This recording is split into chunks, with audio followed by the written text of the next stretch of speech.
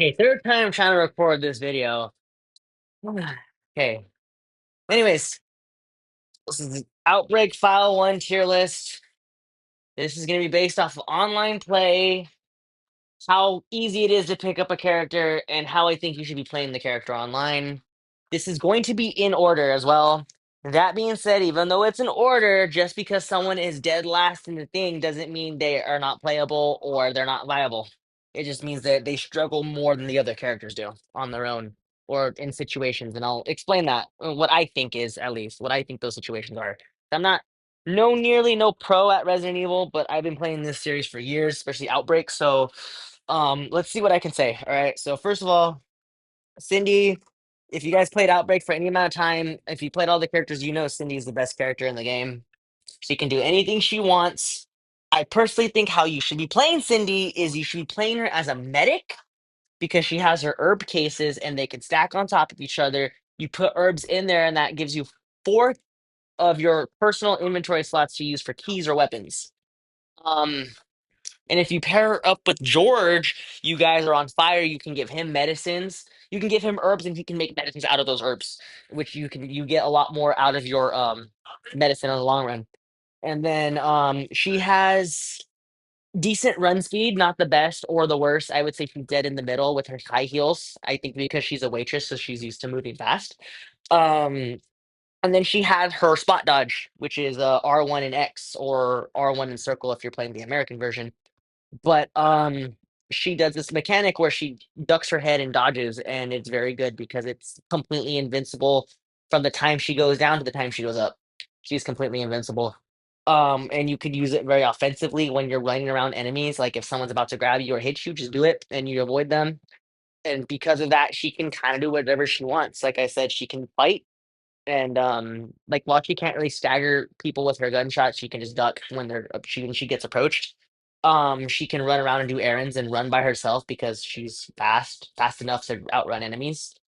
Um, and again, then she can dodge. Even if enemies get aggro and run, she can just dodge them.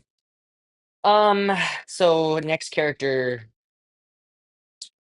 will be Kevin, and I biasly I want to put Kevin in S tier, but it depends on what kind of tier list you're making. He could be S tier, but I'm gonna put him at the top of A tier. Couple things about Kevin. He is a very aggro character. He is very aggressive. He is very fast. He is the fastest runner in the game with the top run speed because he's a police officer. He has a 45 caliber handgun, and this is like the only time I've really seen 45s in Resident Evil. Usually for like Resident Evil, they're either 9 millimeters, 357 magnums, or 50 magnums. Barry has a 44 magnum as well, but I've never seen a character use like a normal 45 in Resident Evil besides Kevin. And that being said, his 45 packs a punch. It's not as strong as the Magnum, but it's stronger than 9 millimeter. It does damage on and it rips through zombies super fast. It rips through hunters pretty fast. It can kill a zombie it can be a very useful asset in a boss fight where using like two clips of it will pretty much lower the boss's health to very low. And if you add his pot shots mechanic, which is critical hits on top of it, it's a monster. And that's another thing. He has his critical hit pop shot move, which he can use on normal 9 millimeters as well. Um, yeah, he's just a very good character, and how you want to play him is you mostly want to play him as a support character where you're backing up other players, shooting zombies, backing them up. He also has a kick mechanic too, where you kick zombies, and it's way better than the tackle because for one, you could use the kick while you're holding weapons. It's very fast and it's long range as well. So it's a very good move. If you want to play Kevin as a very support character, you want to be backup for your players doing puzzles and shit, and you're gonna muscle the zombies and enemies around. However, Kevin can also be a leader and do puzzles for people because of how fast he runs. The only time you want to do that though is when you're an experienced player and you're playing with newbie players. No, nothing wrong with new players, but let's say you're in a map where a lot of the players are running around, they're not really coordinated and they don't know what they're doing. you can be Kevin, and if you're experienced enough in the map, you can just run around, do the puzzles fast, and then just meet up with everyone and pick them up and then finish the map. He excels at support, so whether you're supporting zombie fights or you're being a leader and leading everybody, he's a very support heavy character, and he's very. If you're playing him, you better be supporting your team, or you're going to be considered a Kevin noob, and no one's going to want to play with you.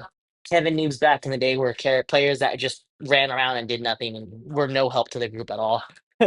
But most Kevins I see are actually very supportive, and they're very helpful for the most part. They're very nice people for the most part. Um, so now I'm gonna put two characters down and I'm gonna talk about these two characters right now. So we're gonna put down Alyssa and Mark right now. Boom. Alyssa and Mark. So let me talk about Mark first and why I think he's a little lower on the list than Alyssa. So the thing is with Mark, he's actually easier to play than Alyssa, and here's why. Mark has 3,000 health. He has the most health out of any character in the game. He also starts out with a 9 millimeter handgun. So because of that, you're gonna have plenty of ammo. And unlike Kevin, who wants to use his 9 millimeter sparingly, Mark can kind of get away with just shooting shit, right? He can kind of get away with just shooting everything. And the reason is because you want to be a supportive character with Mark. You want to just muscle zombies around, and again, like Kevin, back up players while they're doing puzzles or doing any errands and stuff. Um, Another thing that makes him a strong support character is that he has a block move. Like if zombies are about to scratch him or grab him, he can block it. And if a zombie scratches him, he takes no damage in Final One. If the zombie grabs him, he takes very little damage and throws them off. He takes less damage throwing off the zombies with a grab than he is like then shaking them off and getting bitten. What makes Mark lower than Alyssa though is the fact that yes, I'm recording. I didn't want to do this to not be recording. Thank God. What makes Mark so weak, well, not weak, what makes him lower than Alyssa is his charge mechanic. He has a charge mechanic with melee weapons where he'll swing it like a baseball bat. He'll swing it back and hit hard. But what sucks about it is that if you're in a narrow hallway, it's gonna hit something and you won't be able to get the full hit off of it. They fixed this issue in File 2 where you could look up or down and do like a vertical charge like that. So you don't like swing diagonally, you swing vertically down and up. And that kind of mitigates the problem with that. But since he doesn't have that ability, he only has like swinging it to a side. He's a little weaker than Alyssa, but he is an easier player to play than Alyssa because he has more health, he has a 9 millimeter handgun, and he has a block. Like I said, he's mostly used to be backup for Kevin and other people to help, like Cindy and other characters that are doing puzzles. Um, and then you have Alyssa. Alyssa's an interesting character now. I think Alyssa's dead middle tier in the game. She's not the best, but she's not the worst. She is a jack of all trades. She does everything, but she is a master of none. So the thing about Alyssa, there's actually a lot to talk about with Alyssa, I think. For one, she has pop shots like Kevin, and that's one of the reasons why she's next to Kevin in this tier list, is because she can do critical hits with handguns as well. Her pop shots aren't as strong as Kevin's, but don't be alarmed. It's still a very good asset to use with her, especially if you don't have a Kevin on your team. She also has a spot dodge. It's a little more crappier than Cindy's, but oh my son's not asleep yet. It's a little bit more crappier than Cindy's. She like steps backwards. It has some iframes in the startup, but you have to think about it. It's not like Cindy's where you're running around running towards a zombie and you could use it. You're mostly going to be using it when you're shooting at zombies or attacking them and you're like facing them basically, and then you could from there run away or get in a better position. Um, that's the kind of the reason why she's in the middle. Her dodge is really hard to use, in my opinion, compared to Cindy's. Not really hard, but it's harder to use.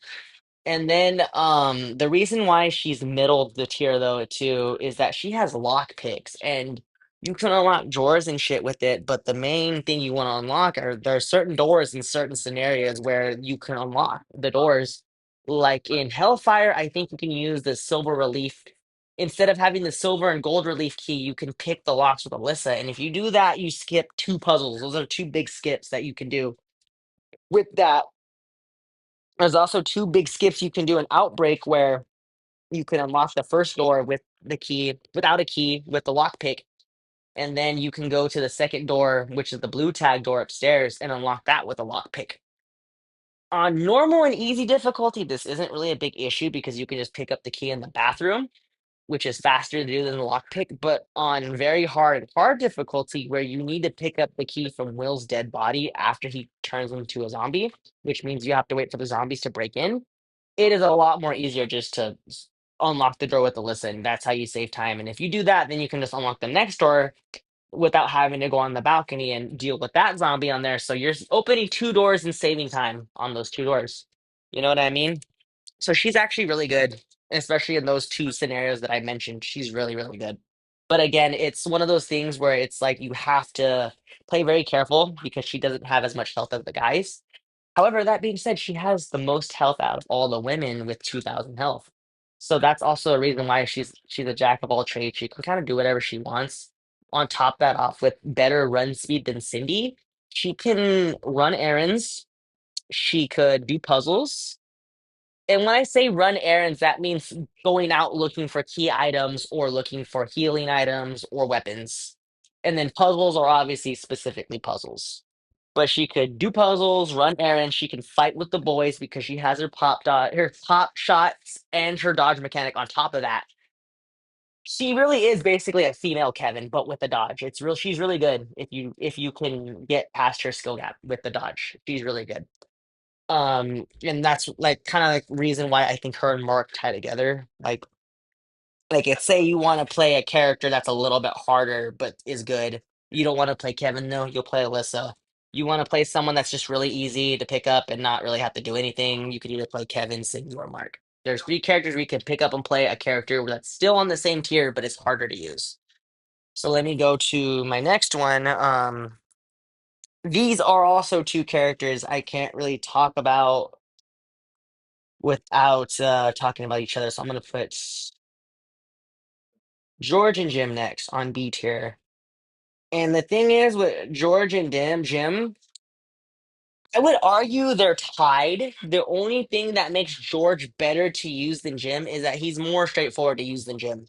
Jim's a lot harder to use, and in my opinion, he can be the hardest character to use in the game. I think he's actually the hardest character to use in the game. But how good he is in his abilities is what brings him up so high compared to the next two characters that we're going to talk about. Um, and I'll explain why too. I think these two characters are tied because I was actually playing these two characters not too long ago. I tested them out to make this tier list. These were the two characters I was having the most trouble placing on the tier list, especially because I talked to people on the Discord for the Outbreak Discord, and they were trying to tell me that these two characters were S tier on paper, and I listened to them, and everything I read made sense, but in practice, it was a little bit harder to implement, and I don't think they're as easy to pick up as the top characters up here. Like, I would even argue that Alyssa is easier to use than George just because she's more versatile. But let me talk about Jim first before I talk about George. The thing about Jim, and I want to talk about his play style first because that's what ties into him being a hard character, is that Jim is a character that is not a team player. Jim is not a team player in this game. And what I mean by that is that he is the kind of character that wants to run off and you want to send him to do the errands and the puzzles and shit. Like, let's say you're an experienced player and you're in a level where you need to split up. You're going to want to send an experienced gym player because they have the play dead mechanic. And I'll talk about that in a minute. But Jim has okay run speed. He doesn't have the most health, but his play dead mechanic is what makes him so good and what makes him, in my opinion, a difficult character and what makes him like a home alone character, basically. Leave me alone character. Um, when you're playing as Jim and you use the play dead mechanic, you can throw yourself down and the zombies will ignore you when you play dead and they'll just walk past you. And so if you use this in good situations, you can get past zombies and then do your errands or whatever. However, this is also detrimental when you're using it around players, and I'll tell you a little story right now. earlier today I was playing on Outbreak with another player, just me and him. And we got to the part where you had to leak the gas and burn the zombies, right? My Kevin player was behind me by the dude with the shotgun trying to pick up the shotgun, and I was heading toward the oil, the gas tanker. He was on danger though, and I wanted to go back and get him, and I don't know. I didn't know what I was doing, honestly, but I didn't think this was gonna happen. My plan was to go play dead, get past a couple of zombies, and then do the oil real quick, right? What happened was I played dead, and the zombies saw that I played dead, so they just ran right past me. They got aggroed, and they ran past me and surrounded the Kevin player. So I had to actually go back and get him, and I ended up downing myself. And we struggled a lot, but we were actually able to complete the scenario, luckily. But my point is when you're using the play dead mechanic, you don't really want to use it when you're around your other players because the zombies will start to gravitate the other players. And so let's say you're with in a room where there's a lot of zombies and it's just you and another guy, you do that, you kind of fucked over that guy because they're all gonna attack him and gang up on him. Um, I mean, you could use it strategically. I don't know why it cut off, but I had to redo this part, but I'm not gonna redo this again. So I'm almost done with this tier list. I just want to finish it.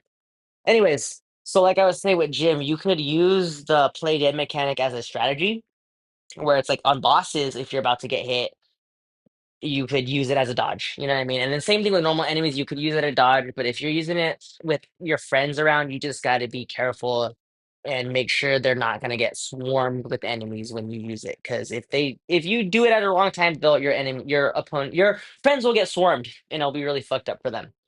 One more thing I want to talk about the play dead mechanic though is if you use an antivirus pill, you can kind of stay down for a lot longer because your virus gauge won't go up. So you could do this to like hide basically from zombies and they'll like go past you. So you'll do this in a room where there's like a lot of enemies and you want them to go by. You know what I mean? But one more thing for Jim is that he has his heads and tails mechanic with his coin flips, right? I gotta check what his tails do. Let me just check real quick because I don't want to get this wrong. But for sure, if you use the coin and get 5 heads in a row, you will get like 5 critical hits, I think. But you get critical shots for like your next couple attacks for guns. So what you can do is let's say your team consists of like Alyssa and a Kevin, people that have access to pop shots and critical hits from handguns. If you're playing a map with Jim where you're gonna be in areas where there's gonna be some downtime and you're not being chased by zombies, you could use your coin flips and get ready to store those critical hits, right? And then go in a room, you and your friends can go in a room and just play firing squad on all the enemies. And because you all have critical hits, you can just tear through all the enemies. So even though Jim is a character where he wants to be left alone and do all the errands by himself, there is some niche uses for him on like actual team play and stuff like that. He's kind of that's why he's so low on the tier list because even though he has very strong strengths, he's a very niche, and because he's so niche, it's kind of hard for him to be played at a high level. He can't really just be picked up and played. Um, Let me see what the tails mechanic is.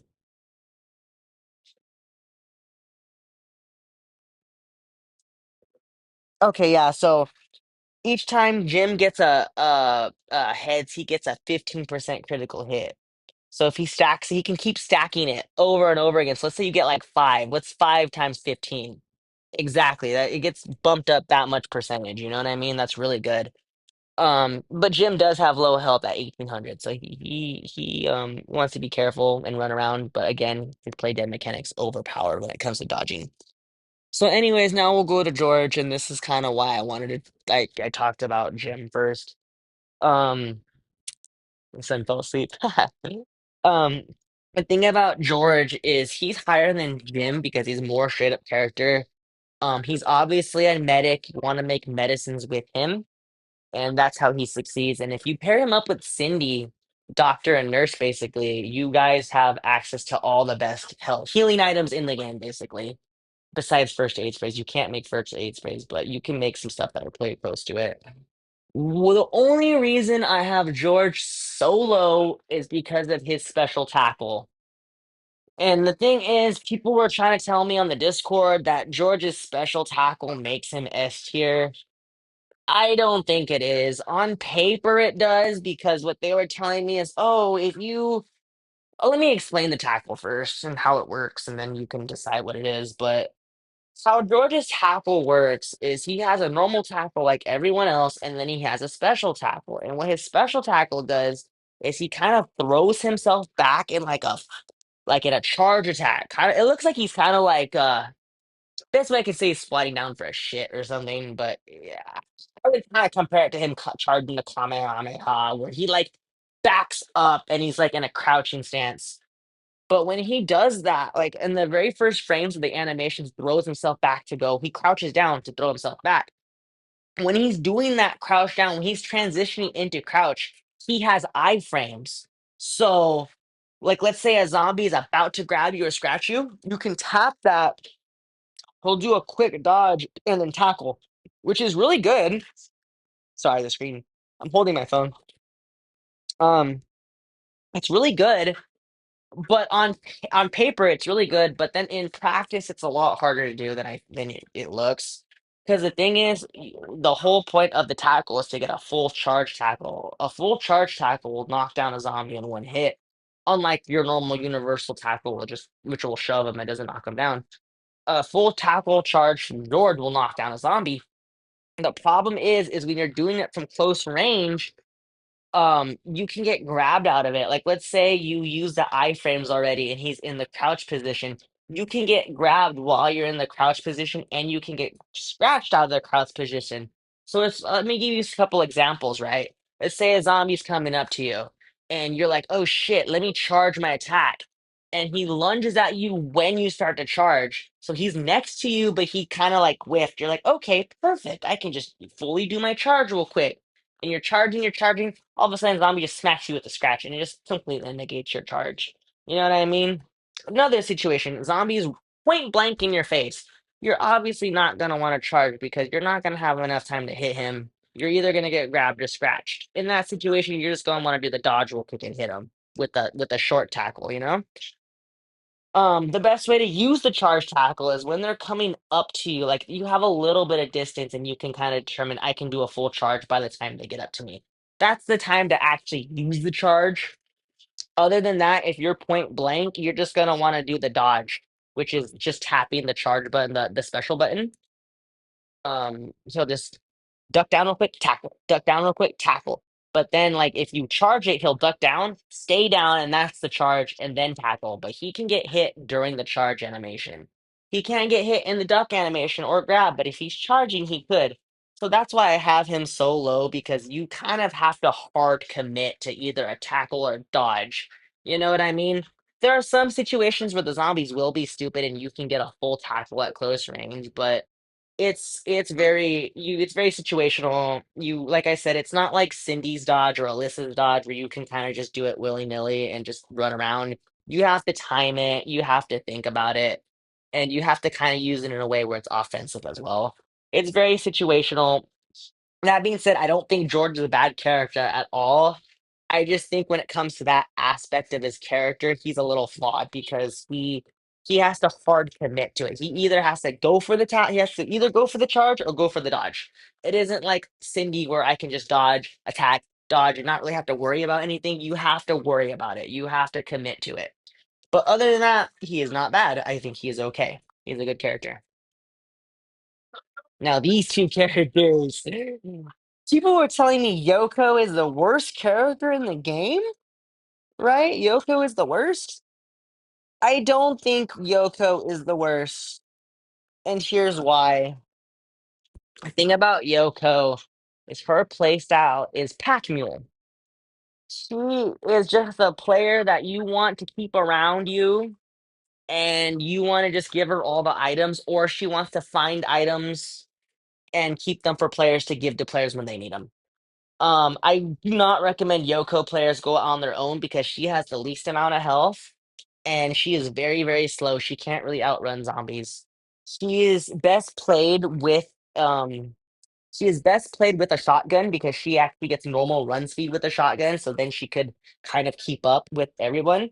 And I also recommend just because she's kind of weak, she should have a shotgun. She's like, in my opinion, the only character that needs a shotgun because of her run speed. And because she'll have a shotgun, she could kind of like help with that. You know what I mean? She can help with like fighting. But her playstyle mostly is to piggyback off other characters and hold items for them. She wants to stick with characters, follow them to room, and then when she goes to room from room, um, let's say you're in a four-man squad or whatever, right? Or a three-man squad, whatever. You'll have two players protecting Yoko, or one player protecting Yoko while she runs around and collects items, and the other player protects like Cindy or Alyssa while they do puzzles or some shit. You know what I mean? Yoko is definitely a scavenger, but she doesn't want to go on her own. She needs someone to help her out because if not, she'll get surrounded and suffocated. But like I said, the item slots are very good, especially if you're being a considerate player and doing them like you're holding items for people to give later. I don't recommend Yoko as a beginner character, but if you do use her like beginning, just stick around other players and try to get help from them because they will help you out as long as you help them out too by filling items for them. Um, I see a lot of people like, oh, Yoko players are just scared because they need the extra 8 spots. But honestly, if you're playing as a coordinated team, you don't need more than 4 spots, in my opinion. She's very solid as a pack mule, honestly. Like you can guys can get a lot of stuff and carry a lot of stuff with Yoko on your team. Um, and also the thing is with Yoko, a lot of the experienced players play Yoko. So if you have a Yoko on your team, you're probably not gonna have a lot of hard time, honestly. But if you're playing Yoko for your first time or you're just starting, just keep in mind she's not the strongest character. And if you're playing her, you want to stick with other players too. You don't want to go off on your own. Now, I've seen tier lists. I've seen other tier lists, and I had to ask people to get opinions. And I've seen David a lot higher. Maybe it's because it's taking file two into consideration, but this is just a file one tier list. David's the most situational character in the game. He's not bad, but there are some levels where, like, let's say I'm playing the Hive. I am not gonna pick David for the Hive because there's not really anything in that level you can make for David to use as a weapon, and that's a big shtick with David is that he wants to make items. He makes items in this game. Like he can make spears, he can make flamethrowers, he can make hammers out of concrete and lead. He can make stun rods, tasers. You know what I mean? He has a lot of things he can make in this game. However, it's very situational on what map you are on. Like I said, the Hive. I don't think you can even make anything. Um, Hellfire, you can make stuff. Decisions, you can make stuff. I feel like in decisions, though, it doesn't really matter that much because you get some pretty strong weapons in that level, anyways. Outbreak is an interesting one for David because depending on the difficulty you play on, you don't need him. If you're playing on normal or easy, you don't need David. You don't need the Molotovs. You don't need the flamethrower, which is using the pesticide and lighter. It's kind of just a waste of time to go into those rooms to pick up those resources unless you're trying to go for like 100% run. What really makes David shine on Outbreak, though, is when you're playing on very hard and you have to deal with the insect enemies, the earwigs, because they're very weak to fire. So, like, if you don't have a David on your team to make the Molotovs or the fucking flamethrower, you're either gonna die on that chase when you're trying to escape from the bar, or you're gonna be close to dying when you escape that part. You know what I mean? That's the weird thing about David is he's a very situational character on certain maps. Where it's like on some maps he's really good, like Outbreak on like the difficulty. I would argue on like his worst maps are probably Outbreak, depending on the difficulty, below freezing point, and Hellfire, not Hellfire, the Hive. Because Outbreak, again, you don't really need David depending on what difficulty you play on below freezing point, there's not really anything David can do. The only thing David can do is fix broken guns because the hunters can break your guns. But that's the only thing he can do is fix the guns, and that's it. And there's like a broken shotgun somewhere that you can pick up and fix. That's the only thing he can do in that map. And in the Hive, as far as I know, like I said, there's not anything in that map you can use, honestly. But then on Hellfire and decisions, there's more stuff to be used. And I think in those two maps, there's more freedom for David to use items to make. But like I said, in decisions specifically, you don't need as much because you get powerful weapons. So that kind of just leaves Hellfire as like his best map, in my opinion. Granted, in File 2, he's a lot better character because there's more weapons you can make on File 2. Like in File 2, like on every map you can make something with David. Every map you can. So that already bumps him up better. But then on his he has a knife combo too, which is kind of the reason why I put him lower too, because he starts off with a folding knife, and the folding knife doesn't really stumble zombies, especially on higher difficulties. The combo does damage, but it doesn't do enough with the folding knife. However, if you have like a butcher knife or a survival knife, the combo will do a lot of damage and stubble zombies, but the survival knife is only found on below freezing point. The butcher knife you can find on a couple of maps, but you want to use the butcher knife to make a spear with David. So, like I said, it's very situational on how you use David and what you want to make with him. And that's why I think he's the worst character because you have to really think on what you want to do and think about your next steps with David before you do with them. That being said, he is not unviable. He can very much play online and be a support to players. He has a good amount of health. He has the monkey wrenches. I didn't even mention that. He has the high damaging monkey wrenches, which are really good. They're like as strong as I think like critical hits from a gun, but the only thing is they're limited, so you got to use them sparingly. But yeah, that was my Outbreak tier list. I hope you guys like it. It took me a good amount of tries to even make this video. Feel free to comment and tell me what you think, if you agree or if you disagree. I'm probably gonna post this on the Discord and see what their opinion is. Yeah, this was fun. I gotta play a little bit of Outbreak File 2 now so I can make a tier list for that. It's been a while since I played that game, so that's gonna take a little while. But see ya. This was fun.